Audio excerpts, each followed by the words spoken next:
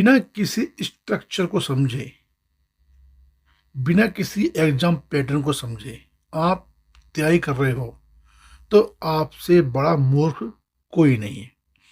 क्योंकि जब आपको एग्जाम पैटर्न ही नहीं पता, आपको रास्ता ही नहीं पता, तो आप वहां तक पहुंचोगे कैसे? तो आज इस वीडियो में मैं कवर करने वाला हूं आपका एलटी ग्रेड और जीआईसी एग्जाम पैटर्न को लेकर के।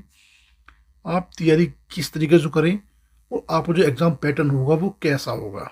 तो आज मैं इन सभी चीज़ों को इस वीडियो में कवर करने वाला हूं। देखिए, मुझे खूब ध्यान है जब मैंने एलटी जीआईसी का एग्ज़ाम दिया था उस समय पर, तो उसमें एक ही पेपर हुआ था। उसमें आपके 120 क्वेश्चन अपने सब्जेक्ट के थे और 30 क्वेश्चन जो थे वो आपके जनरल नॉलेज के थे। उसमें किसी प्रकार की कोई मैन या प्री का कोई एग्ज़ाम नहीं था, एक ही पेपर था, उसमें सारे क्वेश्चन करने थे और नेगेटिव मार्किंग थी। लेकिन आने वाले टाइम में आपने साथ ये न्यूज़ पढ़ी होगी कि अब एलटी ग्रेड में 2 चरणों में होगी आपकी परीक्षा। अब लोक सेवा आयोग जो है आपके 2 चरणों में एग्ज़ाम कराए जाएंगे। वो जो एग्ज़ाम होंगे वो इस तरीके से होंगे। पहले जो प्री एग्ज़ाम होगा उसमें आपके 80 प्रश्न आएंगे आपके सब्जेक्ट से और 40 क्वेश्चन आएंगे आपके जनरल नॉलेज से। ठीक है, वो आपकी प्रारंभिक परीक्षा होगी। जैसे ही वो परीक्षा हो जाएगी उसकी कुछ मेरिट तैयार होगी, उसके टॉप 12 गुना छात्रों को मेंस के लिए बुलाया जाएगा। और मेंस की अगर बात करूं तो मेंस में आपका सब्जेक्ट होगा और आपकी सामान्य हिंदी होगी। अनुमान यह लगाया जा रहा है अब कि अब आने वाले टाइम में मेन परीक्षा में आपको ऑब्जेक्टिव क्वेश्चन नहीं दिए जाएंगे, बल्कि आपको सब्जेक्टिव क्वेश्चन दिए जाएंगे। आप यदि नहीं समझे तो मैं आपको समझा देता हूं। देखिए, हिंदी पर आपको एक निबंध लिखना का होगा।